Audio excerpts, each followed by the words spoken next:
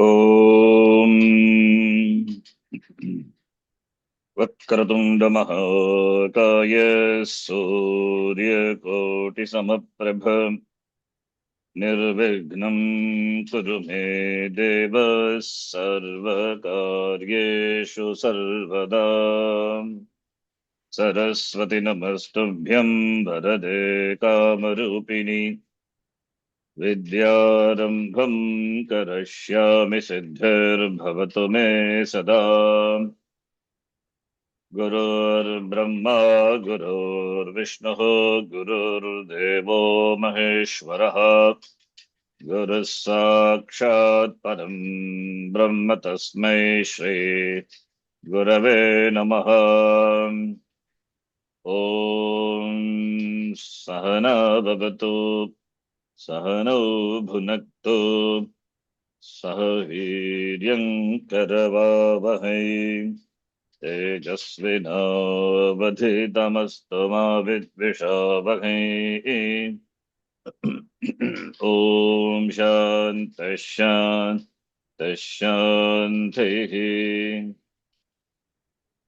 अथ पञ्चमोऽध्यायः। ॐ अस्य श्री उत्तरचरित्रस्य रुद्र ऋषिः महासरस्वती देवता अनुष्टुप् छन्दः भीमा शक्तिः भ्रामरी बीजं सूर्यस्तत्त्वं सामवेदस्वरूपं महासरस्वती प्रीत्यर्थे उत्तरचरित्रपाठे विनियोगः। ध्यानम्। ॐ घण्टाशूलहलानि शङ्खमुसले चक्रं धनुस्सायकम् अस्ताभ्यैरुद्धधतीं घनान्तविलसच्छीतां शुतुल्यप्रभाम् गौरीदेहसमुद्भवां त्रिजगतामाधारभूतां महापूरामत्र सरस्वती मनुभजे शुम्भादिदैत्यार्दिनीम्। ॐ क्लीं ऋहिरुवाच। You can start, Sundaraji, followed by Geeta ji and then Renuka ji. ॐ अथ पञ्चमोऽध्यायः। ॐ अस्य श्री उत्तरचरित्रस्य रुद्रऋषिः महासरस्वती देवता अनुष्टुप्छन्दः भीमाशक्तिः भ्रामरी बीजं सूर्यस्तत्त्वं सामवेदस्वरूपं महासरस्वती प्रीत्यर्थे उत्तरचरित्रपाठे विनियोगः। ध्यानम्। ॐ घण्टाशूलहलानि शङ्खमुसले चक्रन्धनुस्सायकम् हस्ताब्जैर्दधतीं घनान्तविलसच्छीतां शुतुल्यप्रभाम् गौरीदेहसमुद्भवां त्रिजगतामाधारभूतां महापूर्वामत्र सरस्वतीमनुभजे शुम्भादिदैत्यार्दिनीम्। ॐ क्लीं ऋषिरुवाच। अथ पञ्चमोऽध्यायः। ॐ अस्य श्री उत्तरचरित्रस्य रुद्र ऋषिः महासरस्वती देवता अनुष्टुप् छन्दः भीमा शक्तिः भ्रामरी बीजं सूर्यस्तत्त्वं सामवेदस्वरूपं महासरस्वती प्रीत्यर्थे उत्तरचरित्रपाठे विनियोगः।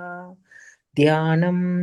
ॐ घण्टाशूलहलानि शङ्खमुसले चक्रन्दनुस्कायकम् हस्ताब्जैर्दधतीं घनान्तविलसच्छीतां शुतुल्यप्रभाम् गौरीदेहसमुद्भवां त्रिजगदामाधारभूतां महापूर्वामत्र सरस्वतीम् अनुभजे शुम्भादिदैत्यार्दिनीम्। ॐ क्लीं ऋषिरुवाच। ॐ अस्य श्री उत्तरचरित्रस्य रुद्र ऋषिः महासरस्वती देवता अनुष्टुप् छन्दः भीमाशक्तिः भ्रामरी बीजं सूर्यस्तत्त्वं सामवेदस्वरूपं महासरस्वती प्रीत्यर्थे उत्तरचरित्रपाठे विनियोगः ध्यानम् ॐ घण्टाशूलहलानि शङ्खमुसले चक्रन्धनुसायकम् हस्ताब्जैर्दधतीं गणान्तविलसत् चीतां शुतुल्यप्रभां गौरी देहसमुद्भवां त्रिजगताम् आधारभूतां महापूरामत्र सरस्वतीमनुभजे शुम्भादिदैत्यादिनीम् ॐ क्लीं ऋषिरुवाच ॐ अथ पञ्चमोऽध्यायः विनियोगः ॐ अस्य श्री उत्तरचरित्रस्य रुद्रऋषिः महासरस्वती देवता अनुष्टुप् छन्दः भीमाशक्तिः भ्रामरी बीजं सूर्यस्तत्त्वं सामवेदस्वरूपं महासरस्वती प्रीत्यर्थे उत्तरचरित्रपाठे विनियोगः ध्यानम् ॐ घण्टाशूलहलानि शङ्खमुसले चक्रन्धनुस्सायकम् हस्ताब्जैर्दधतीं घनान्तविलसच्छीतां शुतुल्यप्रभाम् गौरीदेहसमुद्भवां त्रिजगतामाधारभूतां महापूर्वामत्र सरस्वतीमनुभजे शुम्भादिदैत्यार्दिनीम् ॐ क्लीं ऋषिरुवाच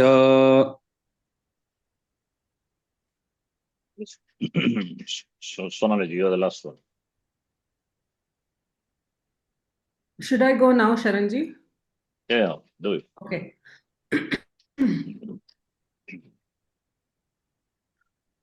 ॐ अस्य श्री उत्तरचरित्रस्य रुद्रऋषिः महासरस्वती देवता अनुष्टुप् छन्दः भीमाशक्तिः भ्रामरी बीजं सूर्यस्तत्त्वं सामवेदस्वरूपं महासरस्वती प्रीत्यर्थे उत्तरचरित्रपाठे विनियोगः ध्यानम् ॐ घण्टाशूलहलानि शङ्खमुसले चक्रं धनुस्सायकम् हस्ताभैर्दधतीं घनान्तविलसच्छीतां शुतुल्यप्रभाम् गौरीदेहसमुद्भवां त्रिजगतामाधारभूतां महापूर्वामत्र सरस्वतीमनुभजे शुम्भादिदैत्यार्दिनीम् ॐ क्लीं ऋषिरुवाच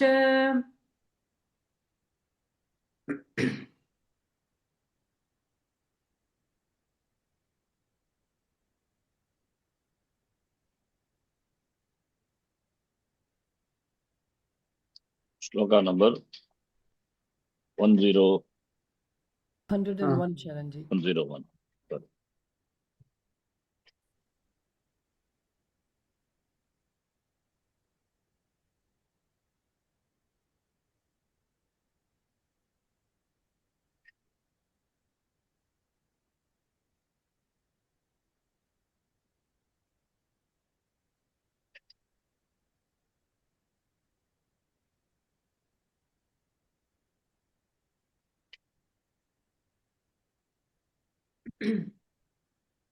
ऋषिरुवाच निशम्येति वचः शुम्भः स तथा चण्डमुण्डयोः निशम्येति वचः शुम्भः स तथा चण्डमुण्डयोः ऋषिरुवाच निशम्येति वचः शुम्भः स तदा चण्डमुण्डयोः ऋषिरुवाच निशम्येति वचः शुम्भः स तदा चण्डमुण्डयोः ऋषिरुवाच निशम्येति वचः शुम्भः स तदा चण्डमुण्डयोः ऋषिरुवाच निशम्येति वचः शुम्भः स तदा चण्डमुण्डयोः ऋषिरुवाच निशम्येति वचः शुम्भः स तदा चण्डमुण्डयोः ऋषिरुवाच निशम्येति वचः शुम्भः स तदा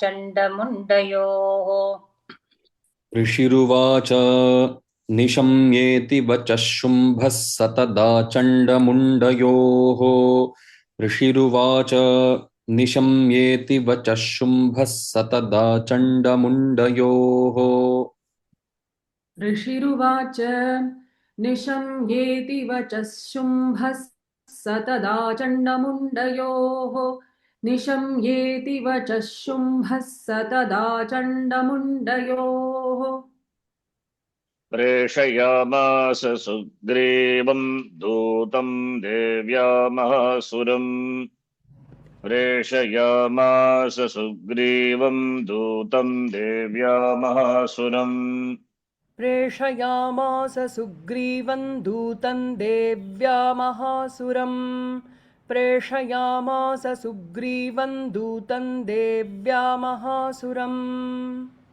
प्रेषयामास सुग्रीवं दूतं देव्या महासुरम् प्रेषयामास सुग्रीवं दूतं देव्या महासुरम् प्रेषयामास सुग्रीवं दूतं देव्यामासुरम् प्रेषयामास सुग्रीवं दूतं देव्यामासुरम् प्रेषयामास सुग्रीवं दूतं देव्या महासुरम् प्रेषयामास सुग्रीवं दूतं देव्या महासुरम् प्रेषयामास सुग्रीवं दूतं देव्या महासुरम् प्रेषयामास सुग्रीवं दूतं देव्या महासुरम् निशम्येति वचः शुम्भः स तथा चण्डमुण्डयोः प्रेषयामास सुग्रीवं दूतं देव्या महासुरम् ऋषिरुवाच निशम्येति वचः शुम्भः स तदा चण्डमुण्डयोः प्रेषयामास सुग्रीवं दूतं देव्या महासुरम् ऋषिरुवाच निशम्येति वचः शुम्भः स तदा चण्डमुण्डयोः प्रेषयामास सुग्रीवं दूतं देव्या महासुरम् ऋषिरुवाच निशम्येति वचः शुम्भः स तदा चण्डमुण्डयोः प्रेषयामास सुग्रीवं दूतं देव्या महासुरम् ऋषिरुवाच निशम्येति वचः शुम्भः स तदा चण्डमुण्डयोः प्रेषयामास सुग्रीवं दूतं देव्या महासुरम् ऋषिरुवाच निशम्येति वचः शुम्भः स तदा चण्डमुण्डयोः प्रेषयामास सुग्रीवं दूतं देव्या महासुरम् ऋषिरुवाच निशम्येति वचः शुम्भः स तदा चण्डमुण्डयोः प्रेषयामास सुग्रीवं दूतं देव्या महासुरम् ऋषिरुवाच निशम्येति वचः शुम्भः स तदा चण्डमुण्डयोः प्रेषयामास सुग्रीवं दूतं देव्या महासुरम् ऋषिरुवाच निशम्येति वचः शुम्भः स तदा चण्डमुण्डयोः प्रेषयामास सुग्रीवं दूतं देव्या महासुरम् निशम्येति वचः शुम्भः स तदा चण्डमुण्डयोः प्रेषयामास सुग्रीवं दूतं देव्या महासुरम् निशम्येति वचः शुम्भः स तदा चण्डमुण्डयोः प्रेषयामास सुग्रीवं दूतं देव्या महासुरम् चण्डमुण्डयोः वचः निशम्य शुम्भः सः शुम्भः तदा सुग्रीवमहासुरं दूतं सुग्रीवं देव्याः समीपं प्रेषयामास प्रेषितवान्. So Shumba the Asura, he heard from Chandamunda. So having heard Nishamya plus iti, Nishamyeti, having heard Akaran, yeah. Then he sent his messenger. His name is Sugriva. Preshaya Masa, remote past. Litlakara, Adupriyoge, Lit.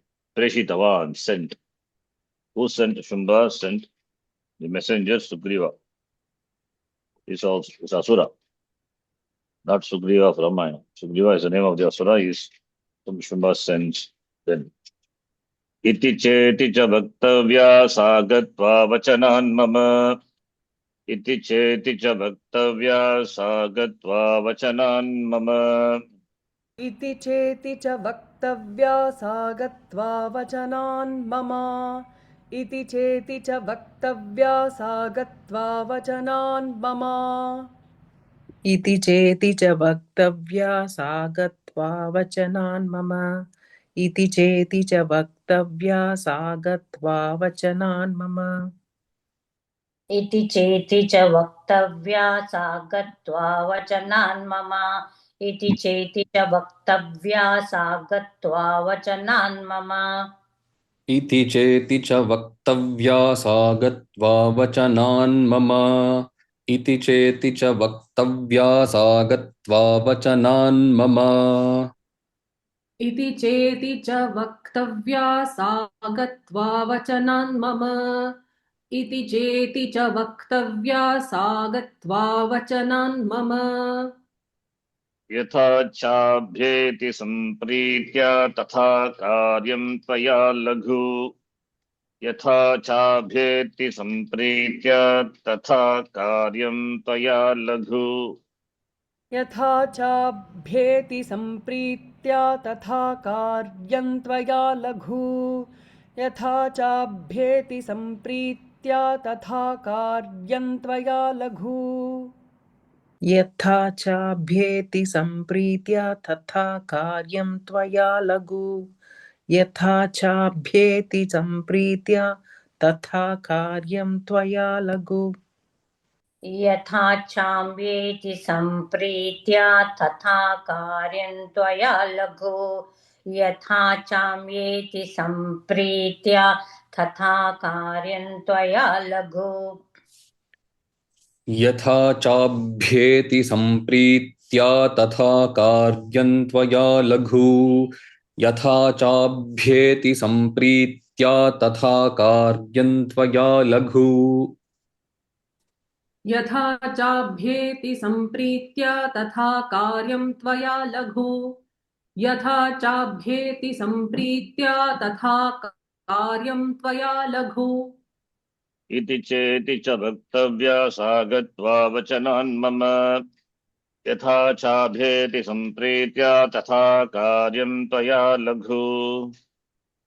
इति चेति च वक्तव्या सा गत्वा वचनान् मम यथा चाभ्येति सम्प्रीत्या तथा कार्यं त्वया लघु इति चेति च वक्तव्या सा गत्वा वचनान् मम यथा चाभ्येति सम्प्रीत्या तथा कार्यं त्वया लघु इति चेति च वक्तव्या सा गत्वा वचनान् मम यथा चाभ्येति सम्प्रीत्या तथा कार्यं त्वया लघु इति चेति च वक्तव्या सा गत्वा वचनान् मम यथा चाभ्येति सम्प्रीत्या तथा कार्यं त्वया लघु इति चेति च वक्तव्या सा गत्वा वचनान् मम यथा चाभ्येति सम्प्रीत्या तथा कार्यं त्वया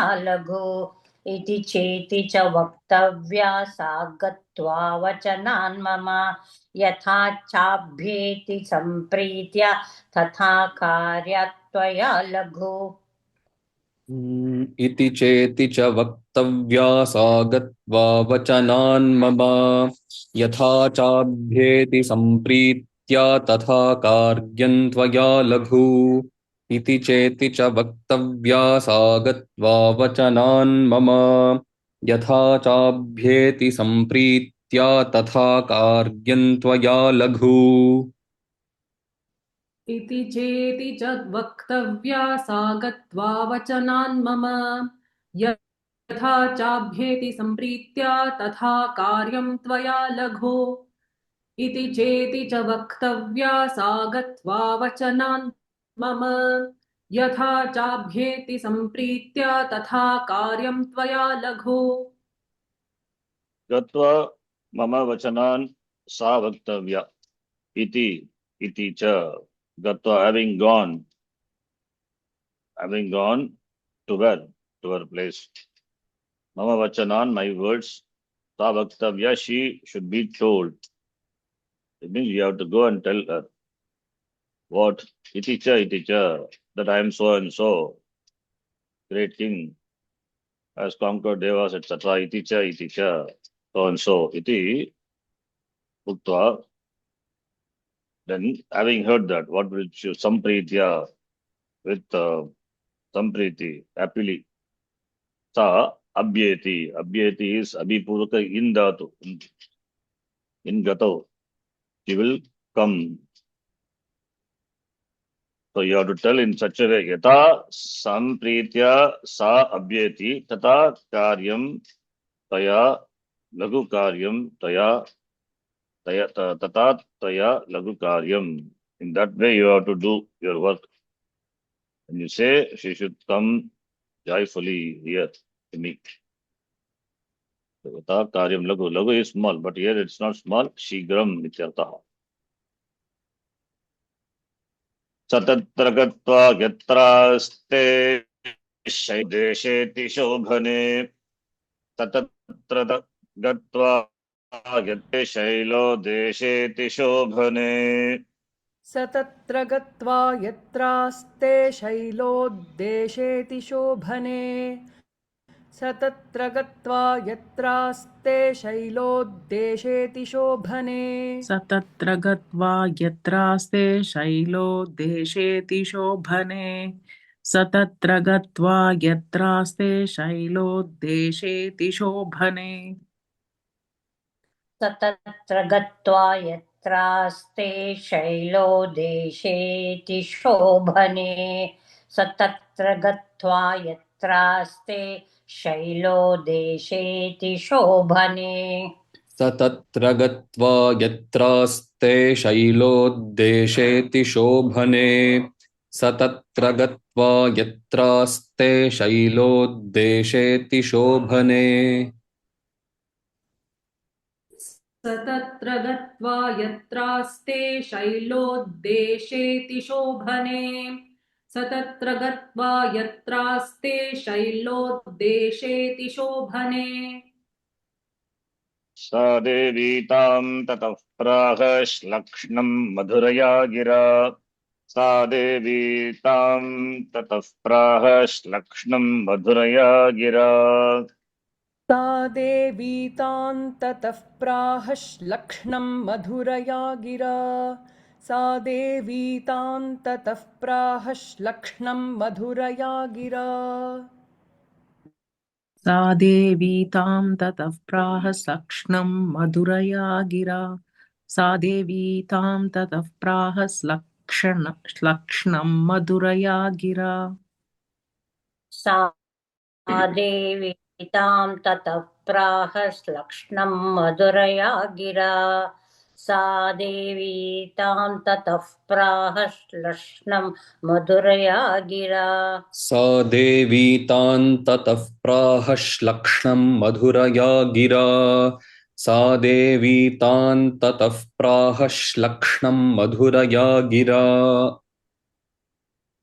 सा देवी तां ततः प्राह श्लक्ष्णं मधुरया गिरा सा देवी तां ततः प्राह श्लक्ष्णं मधुरया गिरा तत्र गत्वा यत्रास्ते शैलो देशेति शोभने सा देवी तां ततः प्राह श्लक्ष्णं मधुरया गिरा स तत्र गत्वा यत्रास्ते शैलोद्देशेति शोभने सा देवी तां ततः प्राह श्लक्ष्णं मधुरया गिरा स तत्र गत्वा यत्रास्ते शैलोद्देशेति शोभने सा देवी तां ततः प्राहश्लक्ष्णं मधुरया गिरा स तत्र गत्वा यत्रास्ते शैलो देशेति शोभने सा देवी तां ततः प्राहस्लक्ष्णं मधुरया गिरा स तत्र गत्वा यत्रास्ते शैलोद्देशेति शोभने सा देवी तां ततः प्राहस्लक्ष्णं मधुरया गिरा स तत्र गत्वा यत्रास्ते शैलो देशेति शोभने सा देवी तां ततः प्राह लक्ष्णं मधुरया गिरा स तत्र गत्वा यत्रास्ते शैलो देशेति शोभने सा देवी तां ततः प्राह लक्ष्णं मधुरया गिरा स तत्र गत्वा यत्रास्ते शैलोद्देशेति शोभने सा देवी तां ततः प्राहश्लक्ष्णं मधुरया गिरा स तत्र गत्वा यत्रास्ते शैलोद्देशेति शोभने सा देवी तां ततः प्राहश्लक्ष्णं मधुरया गिरा स तत्र गत्वा यत्रास्ते शैलोद्देशेति शोभने सा देवी तां ततः प्राहश्लक्ष्णं मधुरया गिरा श्लक्ष्णं मधुरया गिरा स तत्र गत्वा यत्रास्ते शैलोद्देशेति शोभने सा देवी तां ततः प्राहश्लक्ष्णं मधुरया गिरा Yatra tatra is the, you have to arrange it properly. Yatra sa devi aste putra shailo deshe atishobhane. Atishobhana is something which is exceedingly beautiful. Shaila is mountain. Ut desha is desha is place. Ut desha top. Ut is purva above on the top of the mountain, which is beautiful. That in that sa yatra sa devi atishobhane Shailo deshe aste tatra saha. Who is that saha? The Asura Sugriva. Gatva. Having gone tatra de tam tataha praha. He told. Praha. Uktavan. Using the words. Gira. Gira means words. Karane Tritiya. Which is words. Words are which are very sweet. Madhuraya. And also nice words. Shlakshnam. Nice. Nicely. It is adverbial. Shlakshnam. Madhuraya. Gira. Praha. Shlakshnam Praha. Is spoke sweet words very nicely to her. What did he say? Duta uvacha Devi Daityeshwara Shumbastrailokye Parameshwaraha. Devi Daityeshwara Shumbastrailokye Parameshwaraha. दूत उवाच देवि दैत्येश्वरः शुम्भस्त्रैलोक्ये परमेश्वरः दूत उवाच देवि दैत्येश्वरः शुम्भस्त्रैलोक्ये परमेश्वरः दूत उवाच देवि दैत्येश्वरः शुम्भस्त्रैलोक्ये परमेश्वरः देवि दैत्येश्वरः शुम्भस्त्रैलोक्ये परमेश्वरः दूत उवाच देवी दैत्येश्वरः शुम्भस्त्रैलोक्ये परमेश्वरः दूत उवाच देवी दैत्येश्वरः शुम्भस्त्रैलोक्ये परमेश्वरः दूत उवाच देवि दैत्येश्वरः शुम्भस्त्रैलोक्ये परमेश्वरः दूत उवाच देवि दैत्येश्वरः शुम्भस्त्रैलोक्ये परमेश्वरः दूत उवाच देवि दैत्येश्वरः शुम्भस्त्रैलोक्ये परमेश्वरः देवि दैत्येश्वरः शुम्भस्त्रैलोक्ये परमेश्वरः दूतोऽहं प्रेषितस्तेन त्वत्सकाशमिहागतः दूतोऽहं प्रेषितस्तेन त्वत्सकाशमिहाहतः दूतोऽहं प्रेषितस्तेन त्वत्सकाशमिहागतः दूतोऽहं प्रेषितस्तेन त्वत्सकाशमिहागतः दूतोऽहं प्रेषितस्तेन त्वत्सकाशमिहागतः दूतोऽहं प्रेषितस्तेन त्वत्सकाशमिहागतः दूतोऽहं प्रेषितस्तेन त्वत्सकाशमिहागतः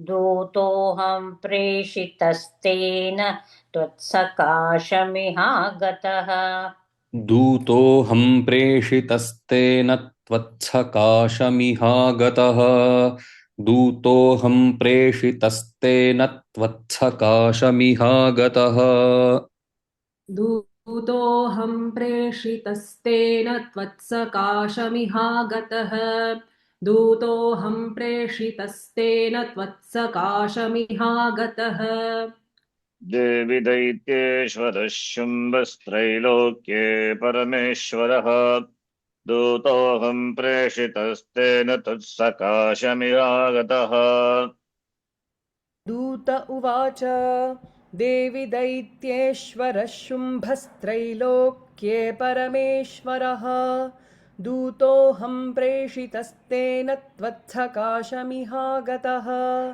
दूत उवाच देवि दैत्येश्वरः शुम्भस्त्रैलोक्ये परमेश्वरः दूतोऽहं प्रेषितस्तेन त्वत्सकाशमिहागतः दूत उवाच देवि दैत्येश्वरः शुम्भस्त्रैलोके परमेश्वरः दूतोऽहं प्रेषितस्तेन त्वत्सकाशमिहागतः दूत उवाच देवि दैत्येश्वरः शुम्भस्त्रैलोके परमेश्वरः दूतोऽहं प्रेषितस्तेन त्वत्सकाशमिहागतः दूत उवाच देवी दैत्येश्वरः शुम्भस्त्रैलोके परमेश्वरः दूतोऽहं प्रेषितस्तेन त्वत्सकाशमिहागतः देवी दैत्येश्वरः शुम्भस्त्रैलोके परमेश्वरः दूतोऽहं प्रेषितस्तेन त्वत्सकाशमिहागतः दूत उवाच देवि दैत्येश्वरः शुम्भस्त्रैलोक्ये परमेश्वरः दूतोऽहं प्रेषितस्तेन त्वत्सकाशमिहागतः दूत उवाच देवि दैत्येश्वरः शुम्भस्त्रैलोक्ये परमेश्वरः दूतोऽहं प्रेषितस्तेन त्वत्सकाशमिहागतः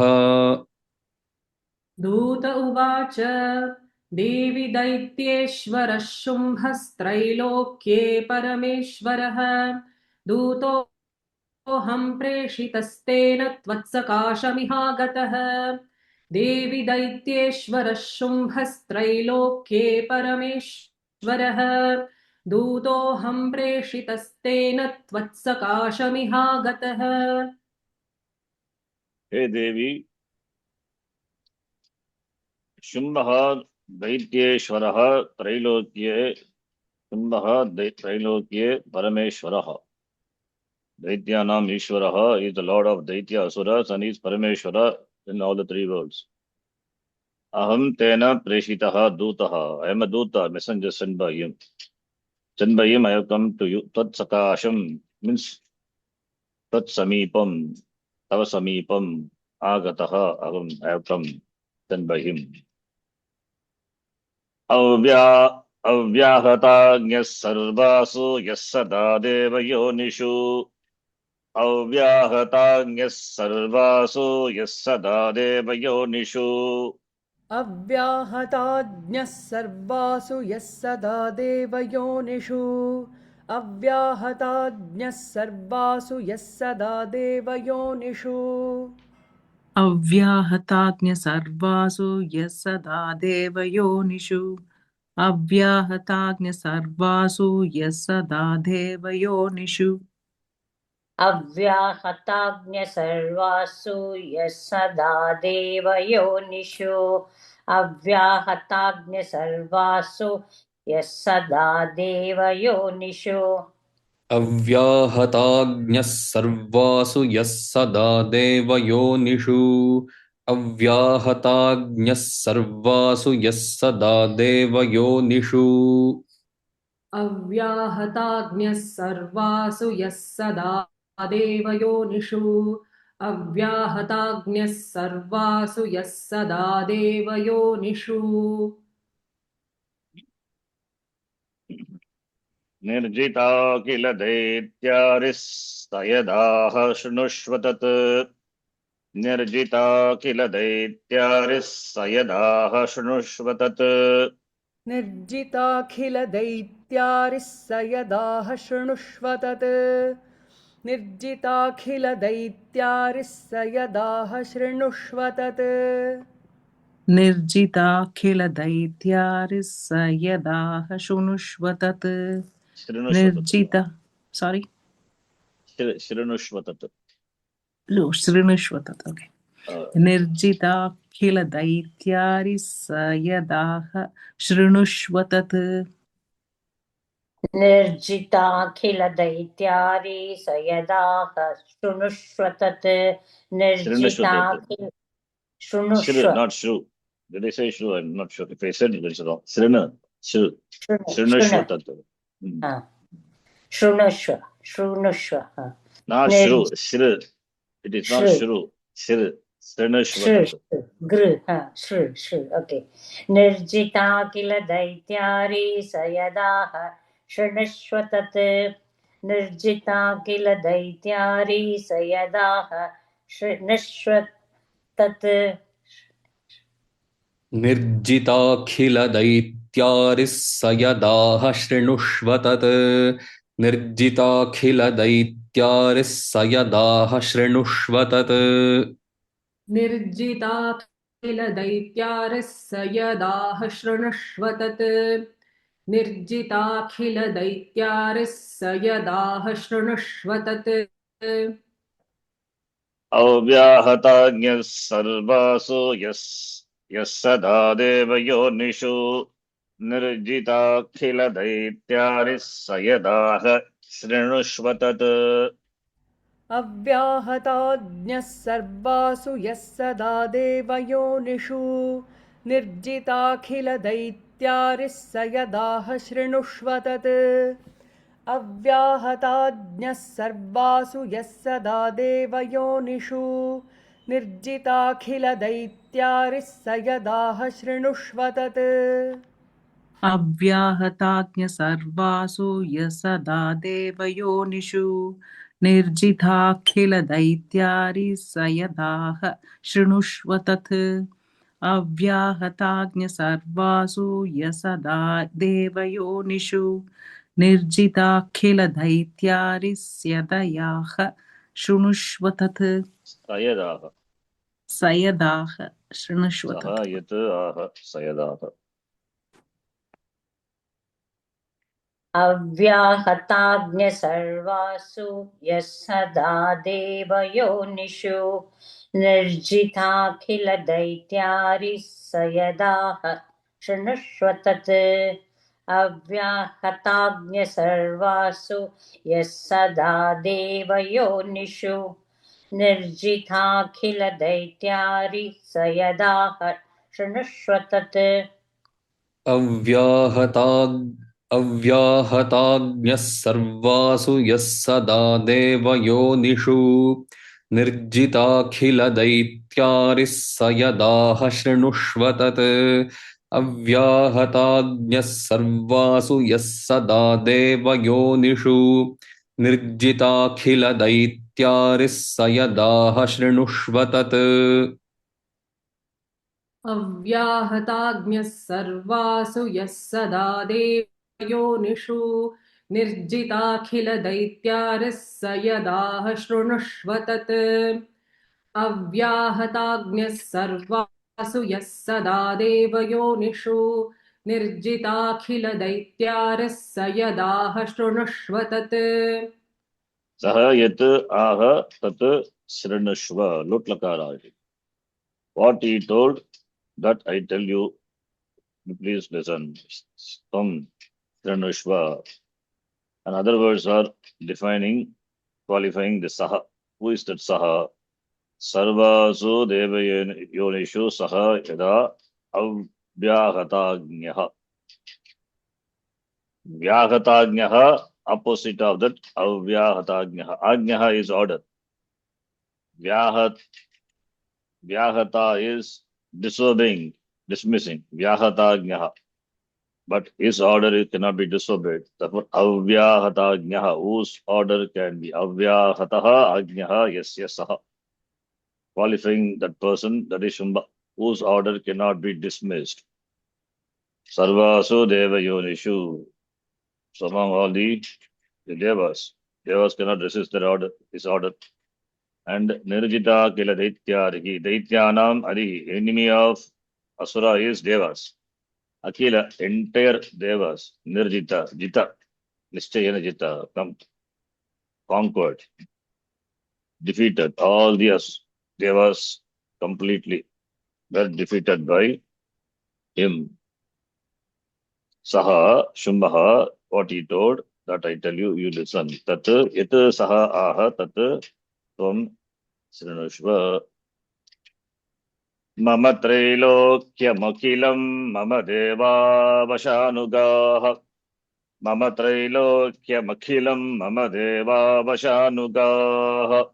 मम त्रैलोक्यमखिलं मम देवावशानुगाः मम त्रैलोक्यमखिलं मम देवावशानुगाः मम त्रैलोक्यमखिलं मम देवावशानुगाः मम त्रैलोक्यमखिलं मम देवावशानुगाः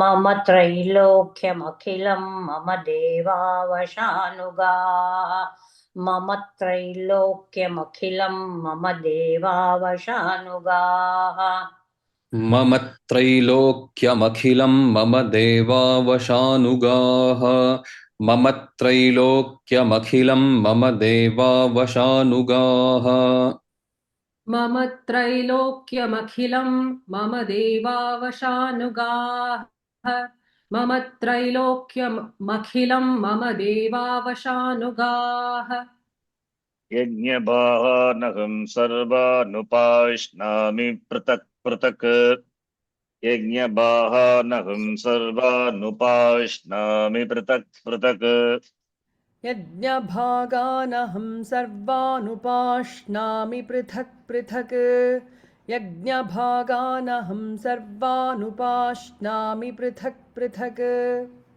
यज्ञभागानहं सर्वान् उपाश्नामि पृथक् पृथक् यज्ञभागानहं सर्वान् उपाश्नामि पृथक् पृथक् यज्ञभागानहं सर्वानुपाश्नामि पृथक् पृथक् यज्ञभागानहं सर्वानुपाश्नामि पृथक् पृथक् यज्ञभागानहं उपाश्नामि पृथक् पृथक् यज्ञभागानहं सर्वानुपाश्नामि पृथक् पृथक् यज्ञभागानहं सर्वानुपाश्नामि पृथक् पृथक् यज्ञभागानहं सर्वानुपाश्नामि पृथक् पृथक् पृथक् पृथक् पृथक् पृथक् not stop, huh? पृथक् पृथक्.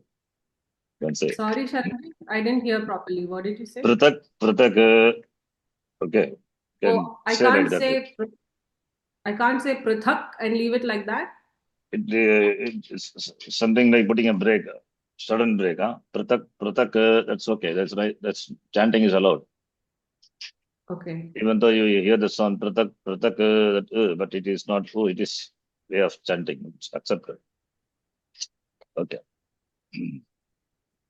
मम त्रैलोक्यमखिलं मम देवावशानुगाः यज्ञभागानहं सर्वानुपाश्नामि पृथक् पृथक् मम त्रैलोक्यमखिलं मम देवावशानुगाः यज्ञभागानहं सर्वानुपाश्नामि पृथक् पृथक् मम त्रैलोक्यमखिलं मम देवावशानुगाः यज्ञभागानहं सर्वानुपाश्नामि पृथक् पृथक् मम त्रैलोक्यमखिलं मम देवावशानुगाः यज्ञभागानहं सर्वानुपाश्नामि पृथक् पृथक् मम त्रैलोक्यमखिलं मम देवावशानुगाः यज्ञभागानहं सर्वान् उपाश्नामि पृथक् पृथक् मम त्रैलोक्यमखिलं मम देवावशानुगाः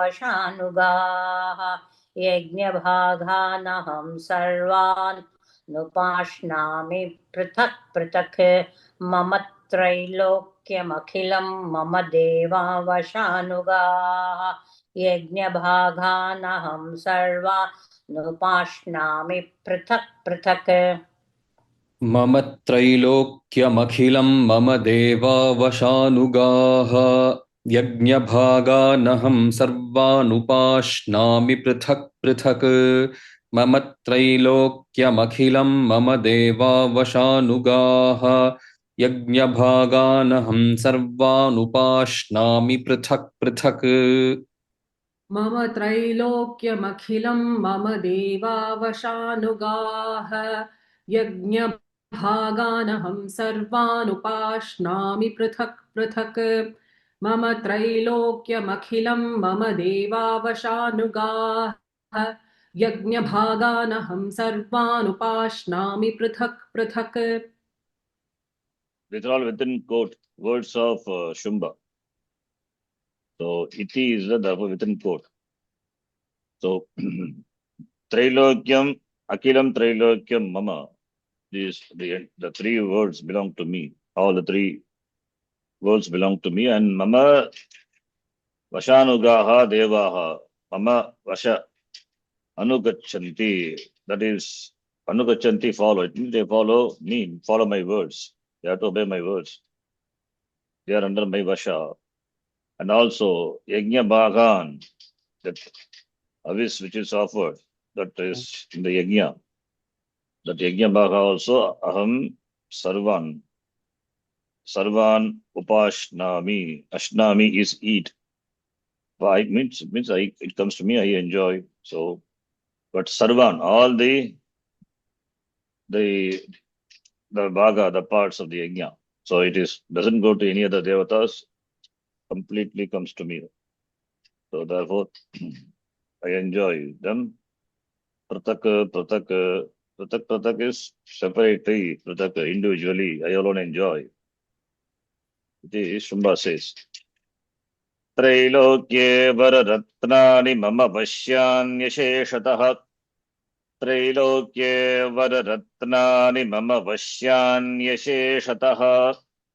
त्रैलोक्ये वररत्नानि मम वश्यान्यशेषतः त्रैलोक्ये वररत्नानि मम वश्यान्यशेषतः त्रैलोक्ये वररत्नानि मम वश्यान्यशेषतः त्रैलोक्ये वररत्नानि मम वश्यान्यशेषतः त्रैलोक्ये वररत्नानि मम वश्यान्यशेषतः त्रैलोक्ये वररत्नानि मम वश्यान्यशेषतः त्रैलोक्ये वररत्नानि मम वश्यान्यशेषतः त्रैलोक्ये वररत्नानि मम वश्यान्यशेषतः त्रैलोक्ये वररत्नानि मम वश्यान्यशेषतः त्रैलोक्ये वररत्नानि मम वश्यान्यशेषतः तथैव गजरत्नं च हृत्वा देवेन्द्रवाहनम् तथैव गजरत्नं च हृत्वा देवेन्द्रवाहनम् तथैव गजरत्नं च हृत्वा देवेन्द्रवाहनम् तथैव गजरत्नं च हृत्वा देवेन्द्रवाहनम् तथैव गजरत्नं च हृत्वा देवेन्द्रवाहनम् तथैव गजरत्नं च हृत्वा देवेन्द्रवाहनम् तथैव गजरत्नं च हृत्वा देवेन्द्रवाहनम् तथैव गजरत्नं च हृत्वा देवेन्द्रवाहनम् तथैव गजरत्नं च हृत्वा देवेन्द्रवाहनम् तथैव गजरत्नं च हृत्वा देवेन्द्रवाहनम् तथैव गजरत्नं च हृत्वा देवेन्द्रवाहनम् तथैव गजरत्नं च हृत्वा देवेन्द्रवाहनम् त्रैलोक्ये वररत्नानि मम वश्यान्यशेषतः तथैव गजरत्नं च हृत्वा देवेन्द्रवाहनम् त्रैलोक्ये वररत्नानि मम वश्यान्यशेषतः तथैव गजरत्नं च हृत्वा देवेन्द्रवाहनम् त्रैलोक्ये वररत्नानि मम वश्यान्यशेषतः तथैव गजरत्नं च हृत्वा देवेन्द्रवाहनम् त्रैलोके वररत्नानि मम वश्यान्यशेषतः तथैव गजरत्नं च हृत्वा देवेन्द्रवाहनम् त्रैलोके वररत्नानि मम वश्यान्यशेषतः तथैव गजरत्नं च हृत्वा देवेन्द्रवाहनम् त्रैलोके वररत्नानि मम वश्यान्यशेषतः तथैव गजरत्नं च हृत्वा देवेन्द्रवाहनम् त्रैलोके वररत्नानि मम वश्यान्यशेषतः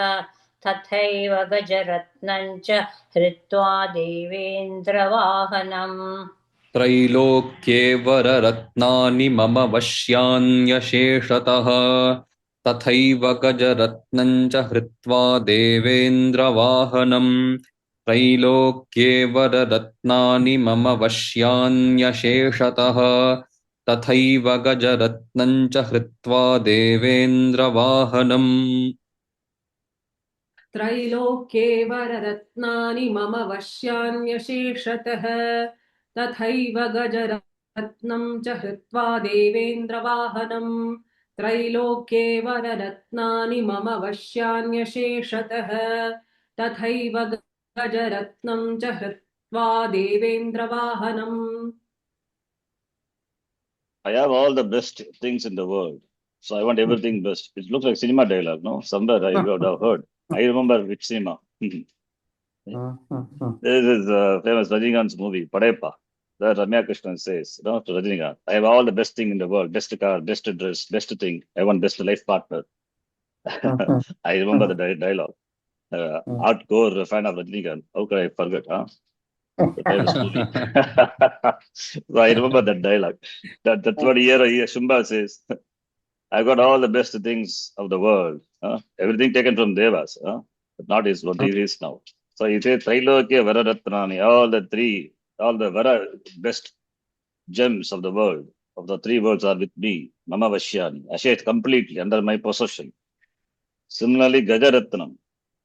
That Gaja that belongs to the Indra, Airavata, that all the elephants, Gajaratnam, or Gajanam, yes, that is okay. Gajaratnam is can take, and Ritva, all these were taken, Ritva, usurped, taken away from the Devas. Devendra Vahanam. So Devendra Vahanam is Devanam in the Devendra, Tasya Vahanam, Gajaratnam, that Airavatam, that also best vehicle I have, best gems I have, best dress, everything best.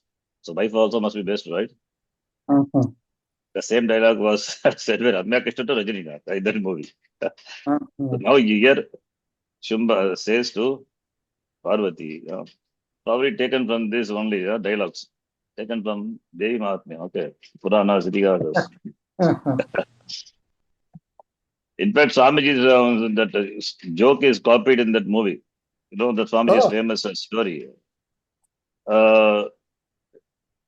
The dress what he wears is mine, but he's a son-in-law. I mean, it's a bridegroom. You say, no, the dialogue gets repeatedly come in that movie. And that the joke. எப்படி how மாப்பிள்ளை இவர்தான் அவ போட்டு dress இந்த Yes, that yes. dialogue. Swamiji's story actually. Swamiji tells in the class, which Rajinikanth copied in his movie. Oh. Okay, that Swamiji's story. Nice, Swamiji. Huh? nice movie trivia. This is Sorry. nice movie trivia which we did not know. Yeah, this is Swamiji's story actually. Anyway, Rajinikanth is Swamiji's disciple. Okay, so you would have heard his lecture, taken this such Yes. things from. Swamiji says nice story, nice like this. No, another place he said the two people were talking, and one person out of arrogance he says, when other person asks, "What is your name?" He says, "Mera naam Jahan Khan." Jahan Khan means Jagat. In Sanskritam, Jagat means this world. So I am the eater of this entire world. Then he asks the other person, "What is your name?" So the other person wanted to humble this person. So he says, "Tujhe Khan. I eat Tujhe Khan." Understand? Jahan Khan, Tujhe Khan. I eat you. I am the devourer of you itself. So like Swamiji's all the nice stories, nice way of presenting things. Jahan Khan, Tujhe Khan.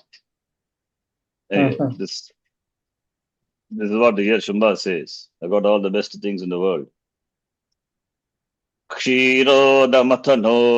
क्षीरोदमथनोद्भूतमश्वरत्नं ममामरैः क्षीरोदमथनोद्भूतमश्वरत्नं ममामरैः क्षीरोदमथनोद्भूतमश्वरत्नं ममामरैः क्षीरोदमथनोद्भूतमश्वरत्नं ममामरैः क्षीरोदमथनोद्भूतमश्वरत्नं ममामरैः क्षीरोदमथनोद्भूतमश्वरत्नं ममामरैः क्षीरोदमथनोद्भूतम् अश्वरत्नम् ममामरैः क्षीरोदमथनोद्भूतम् अश्वरत्नम् ममामरैः क्षीरोदमथनोद्भूतमश्वरत्नं ममामरैः क्षीरोदमथनोद्भूतमश्वरत्नं ममामरैः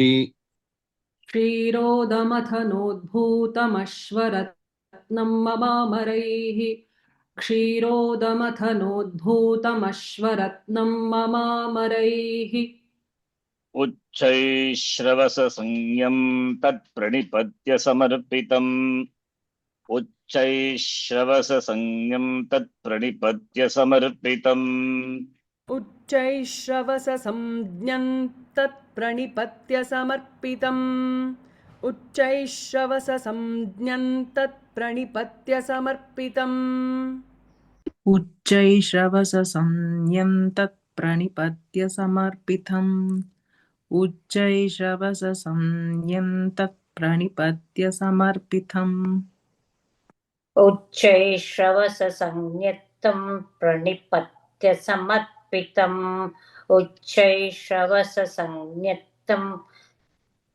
प्रणिपत्य समर्पितम् उच्चैश्रवससंज्ञं तत्प्रणिपत्य समर्पितम् उच्चैश्रवससंज्ञं तत्प्रणिपत्य समर्पितम् उच्चैश्रवससंज्ञं तत्प्रणिपत्य समर्पितम् उच्चैश्रवससंज्ञं प्रणिपत्य समर्पितम् Sharanji, how do we pronounce how it is? the last part of the first word? Last part. Samarpitam. Uchchaish. No. Tat pranipatya Yes, samarpitam. that word. Tat उच्चैश्रवससंज्ञं तत् प्रणिपत्य समर्पितम् Samyam. Is it like that? Samyam or Sangyan, that also it's okay. Samyam, nyam. Uच्चैश्रवससंज्ञं tat pranipatya samarpitam. Okay, thank you, Sharanji. How do we split this word, Sharanji? Uच्चैश्रवससंज्ञं. You know, we saw this in the last Sanskritam class. What is this Shabda? Uच्चैश्रवस Sakaranta शब्दः नचिकेतस् अथवा वेदस् शब्दवत् Right. उच्चैश्रवाः उच्चैश्रवसौ उच्चैश्रवसः the name of the horse.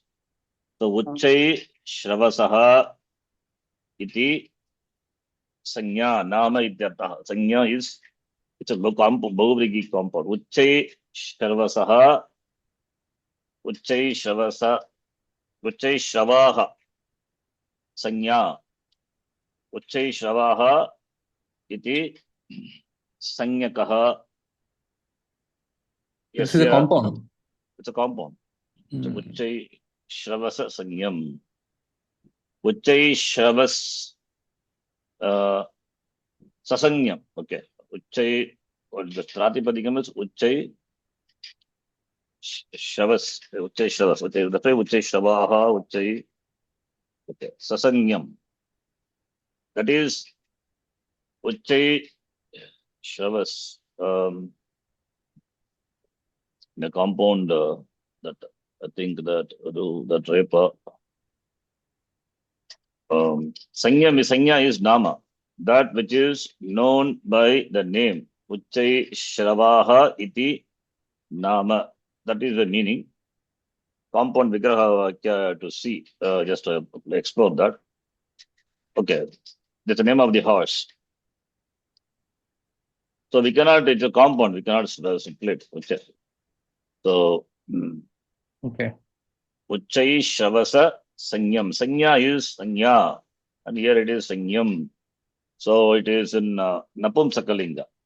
Samyak Janati iti Sanya. That which is known by that name. That's why it's called name. Samyak Nyayate Anena iti. It's called Sanya, not Janati. Samyak Nyayate. That which is known by what? That is called a name. So Uchchai Shravasa iti Nama iti Sanya. So Uchchai Shravas is Napumsakalingam. That is why Sanyam also it is made into Napumsakalinga. It's okay, Napumsakalinga, Sanyam.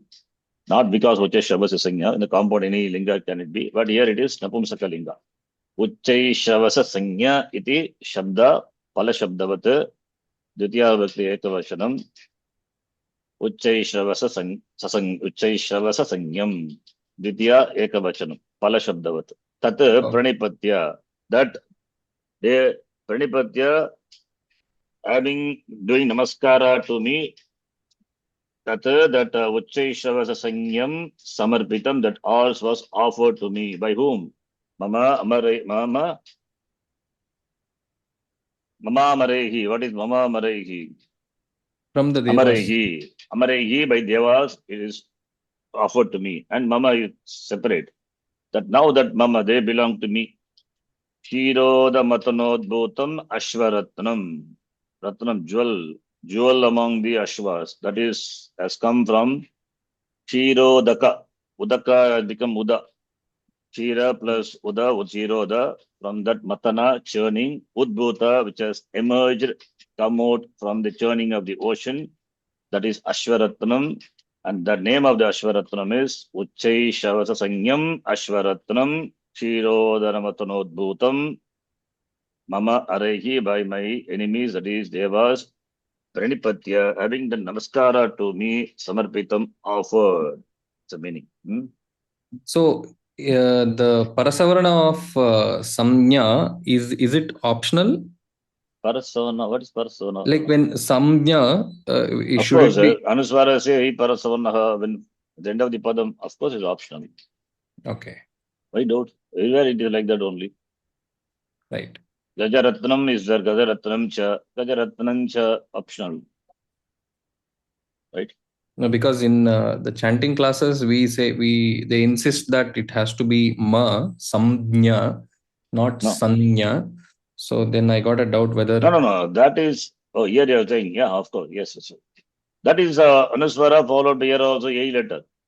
So Samnya you can say, Sanya you can say, both are correct only. Because Sam is Upasarga.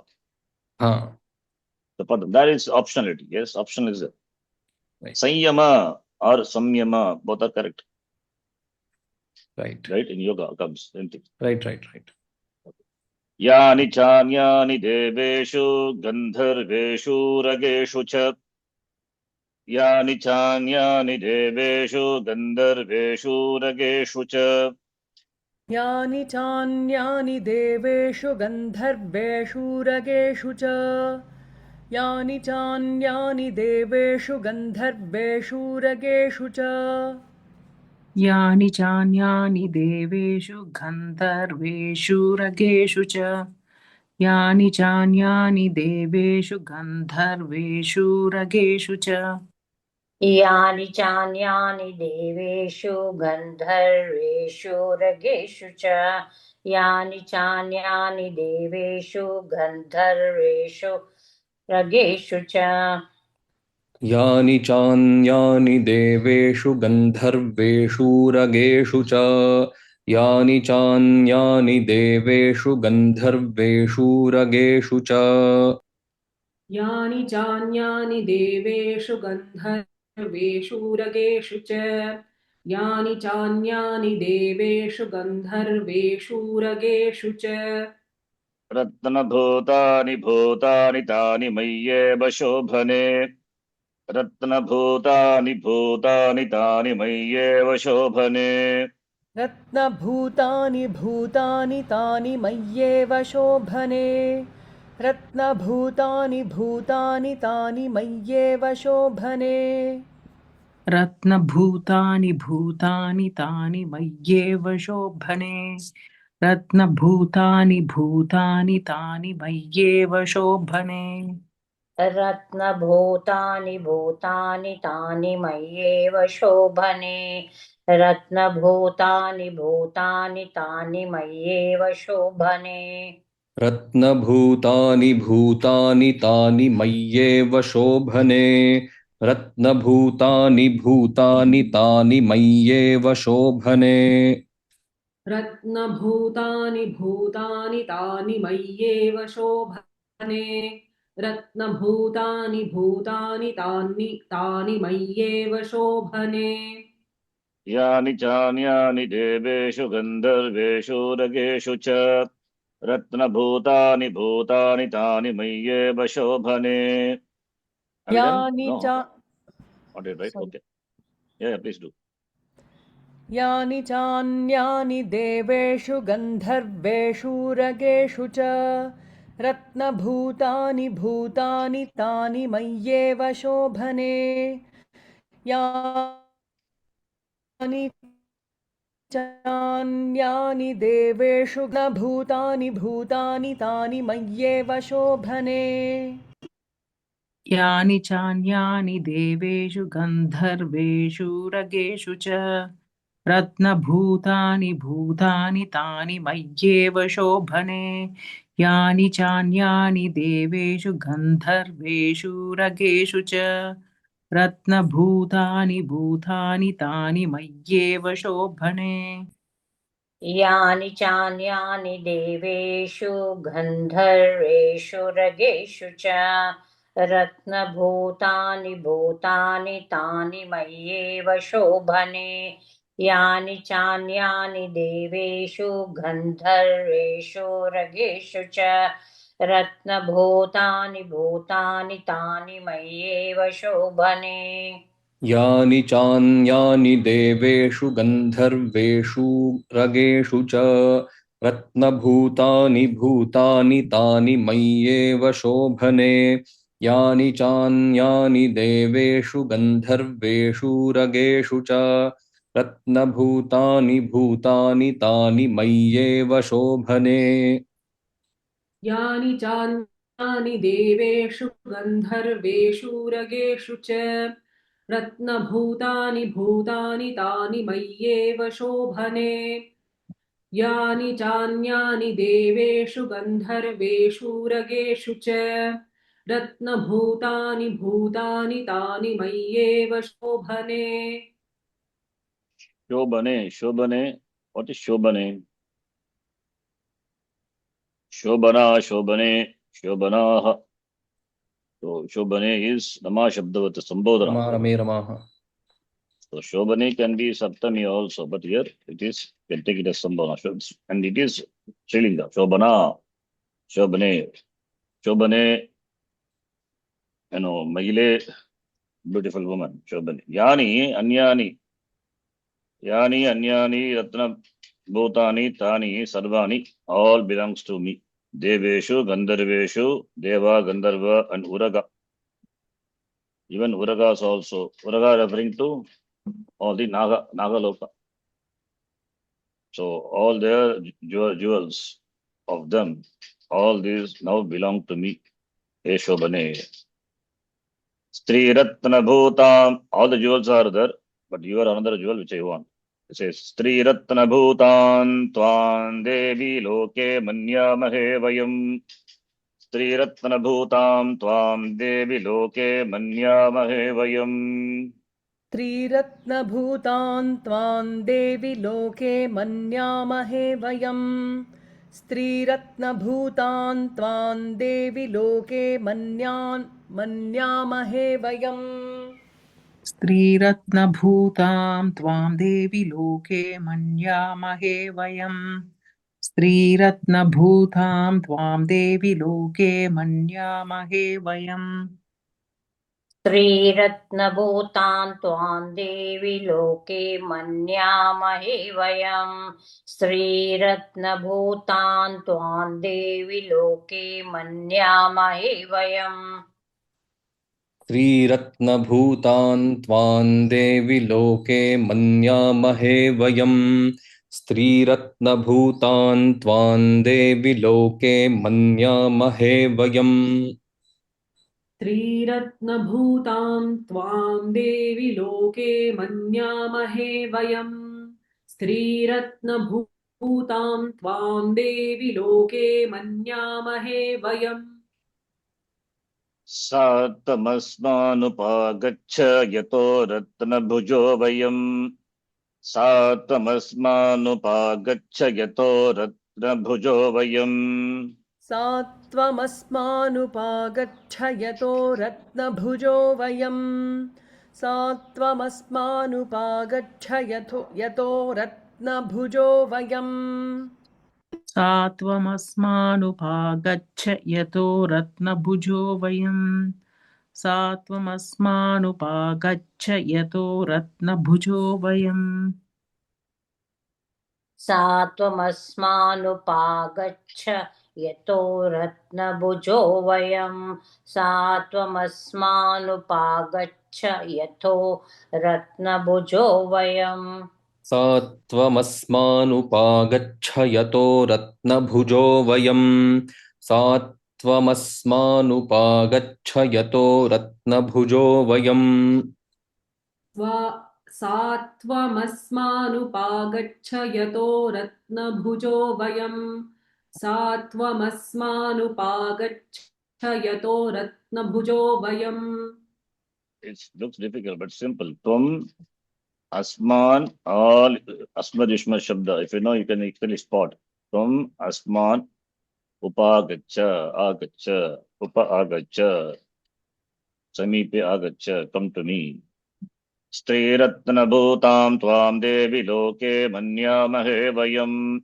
Satamasmanupagacha Yato Ratna Bhujo Vayam. त्रिरत्नभूतान् त्वां देवि लोके मन्यामहे वयम् सात्वमस्मानुपागच्छ यतो रत्नभुजो वयम् स्त्रीरत्नभूतान् त्वां देवि लोके मन्यामहे वयम् सात्वमस्मानुपागच्छ यतो रत्नभुजो वयम् स्त्रीरत्नभूतां त्वां देवि लोके मन्यामहे वयम् सात्वमस्मानुपागच्छ यतो रत्नभुजो वयम् स्त्रीरत्नभूतां त्वां देवि लोके मन्यामहे वयम् सात्वमस्मानुपागच्छ यतो रत्नभुजो वयम् श्रीरत्नभूतां त्वां देवि लोके मन्यामहे वयम् सात्वमस्मानुपागच्छ यतो रत्नभुजो वयम् स्त्रीरत्नभूतां त्वां देवि लोके मन्यामहे वयम् सात्वमस्मानुपागच्छ यतो रत्नभुजो वयम् त्रिरत्नभूतान् त्वां देवि लोके मन्यामहे वयम् सात्वमस्मानुपागच्छ यतो रत्नभुजो वयम् स्त्रीरत्नभूतान् त्वां देवि लोके मन्यामहे वयम् सात्वमस्मानुपागच्छ यतो रत्नभुजो वयम्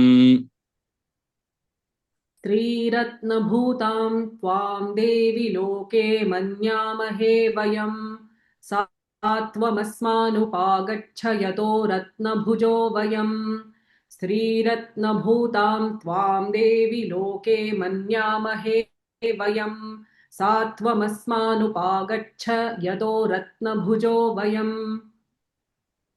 So manyamahe kriyapadam. What purusha, what vachanam? Manyate, manyete, manyante.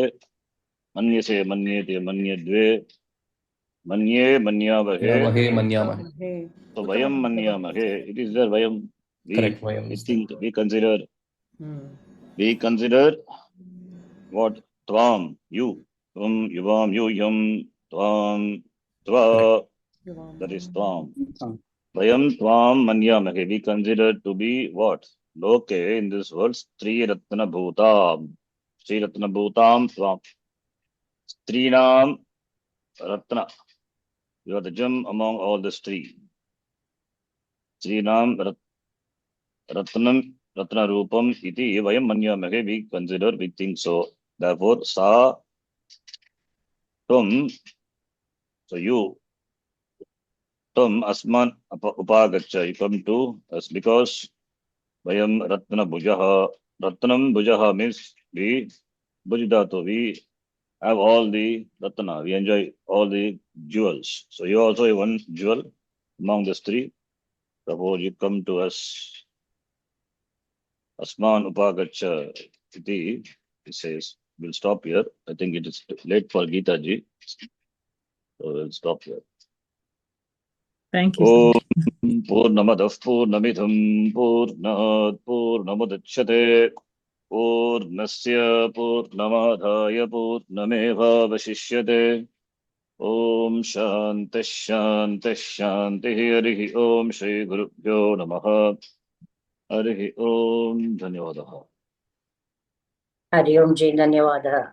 धन्यवाद शरण जी धन्यवादः शरण्जी. धन्यवाद शरण जी. Thank you.